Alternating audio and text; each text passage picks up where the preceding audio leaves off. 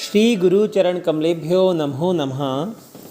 बहुनाम जन्म नामन्ते ज्ञानवान प्रपद्यते वासुदेव सर्वमिति सा महात्मा सुदुर्लभा। आत्मदर्शन अमृतवाणी 2950। परमात्मा के सम्मुख किसी की एक नहीं चलती। उन्हें जैसा करना है वैसा ही होना है। इसलिए परमात्मा पर कोई जोर जबरदस्ती ना हो। वे किसी न किसी कारण से शिक्षा दे रहे होंगे तो हम उनकी क्रियाकलाप पर बाधक बन रहे हैं। उनको करने दें जैसा उनकी इच्छा हो। वे अपना काम कर रहे हैं और हम अपना काम करते चलें। इस तरह परमात्मा की हर क्रियाकलाप से सबको लाभ ज्ञान ही होगा, वरना सब आधा अधूरा अविश्वास की बात होगी। हमें तो परमात्मा पर ही विश्वास होना चाहिए जो हमारा हर तरह से हित करने वाले हैं। वाणी 2951। परमात्मा को रिझाने का एकमात्र यही उपाय है कि हम किसी भी तरह परमात्मा के हो जाएं, अपना कोई बल ना माने। हाँ, कभी कभी बालक रूठ जाता है तो माता उसे किसी कोई अन्य चीज़ देकर बहला देती है। इससे परमात्मा की लीला क्रिया को अपने हाथ में ना लें, अपितु जो भी करना है उन्हें तो करने दें, वरना हम उनके क्रियाकलाप में बाधक बनेंगे। वाणी 2952। हम परमात्मा के हो चुके हैं, इस बात को परमात्मा अच्छी तरह से जानते हैं, पर जो भी कमी अभी शेष होगी वह पूरी हो रही होगी। इसी से हमारे मन में पूर्ण शांति नहीं आ रही है, वरना जब पूर्णता हो जाएगी तब वहाँ अपनी मर्जी तथा कुछ पाने की इच्छा बिल्कुल नहीं होगी। वाणी 2953। प्रेम की परिभाषा क्या है? प्रेम की रीति क्या है? इसकी पूर्णता कब और कैसे होती है? इस बात का तो भगवान ही जानते हैं। जब अन्य व्यक्ति अब कुछ करता है तो वह सोचता है कि शायद बात पूरी हो चुकी है, शायद भगवान की नज़रों में कुछ शेष होगा। उसी से वे अभी पूर्ण आनंद देने में कुछ देरी किए हुए हैं। वाणी 2954। जिस समय प्रेम की पूर्णता हो जाती है उस समय भगवान भी अपनों को छोड़कर दौड़े चले आते हैं, क्योंकि उनका तो सबसे बड़ा ऊंचा रिश्ता प्रेम का ही होता है। प्रेम में केवल भगवान ही सब हो जाता है, सब कुछ वे ही हो जाते हैं। तब भगवान भी उससे दूर कैसे हो सकते हैं? उन्हें तो भक्त के वशीभूत होना ही पड़ता है। वाणी 2955।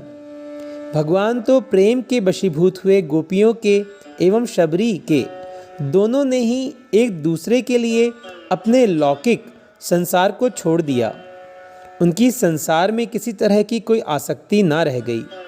गोपियाँ तो घर का काम काज करती थीं और भगवान का नाम संकीर्तन करती थीं।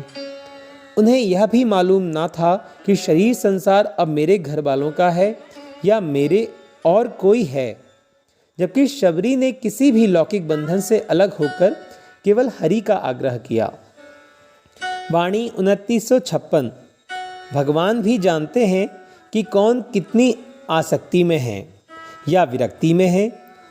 शबरी के प्रेम के वशीभूत होकर भगवान ने उनके जूठे बेरों का भी रस स्वादन किया, जबकि लक्ष्मण जी सदा भगवान के साथ रहे तो भी भगवान के प्रेम को ना पहचान सके और उन्होंने शबरी के जूठे बेरों को ग्रहण ना किया।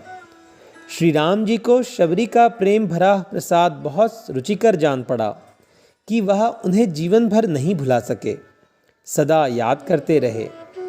वाणी 2957।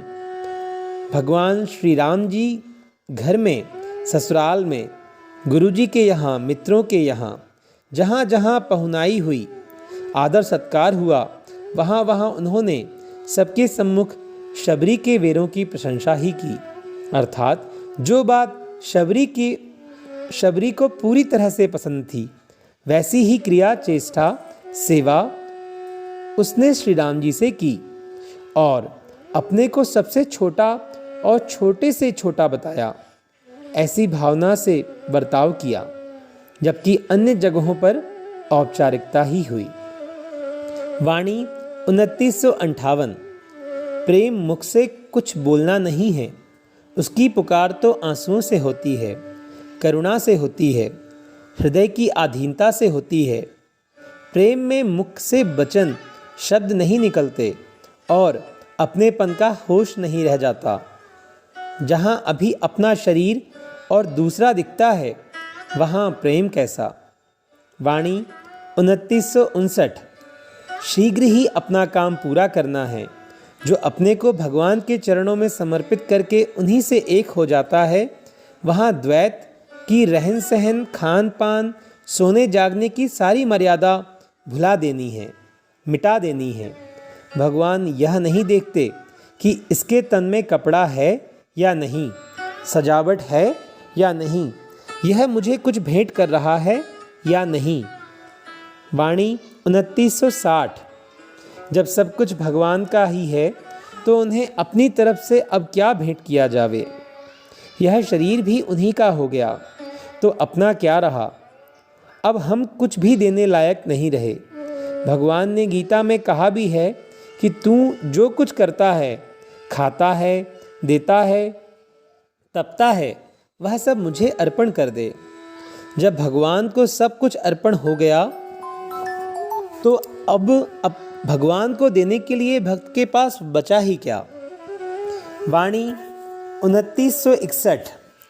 व्यक्ति सोचता है कि मैं कुछ और हूँ और भगवान कुछ और हैं, अर्थात मैं कुछ छोटा हूँ, भगवान बहुत बड़े हैं। इससे दोनों ओर द्वैत बना रहता है। कन्या जब ससुराल जाती है तब वहाँ वह पति की हो जाती है, दोनों एक दूसरे के हो जाते हैं, सारा भेदभाव मिट जाता है, दोनों एक हो जाते हैं। ऐसे ही भक्त को भगवान से मिलकर एक हो जाना है। श्री गुरु चरण कमलेभ्यो नमो नमः। सभी को दंडवत प्रणाम।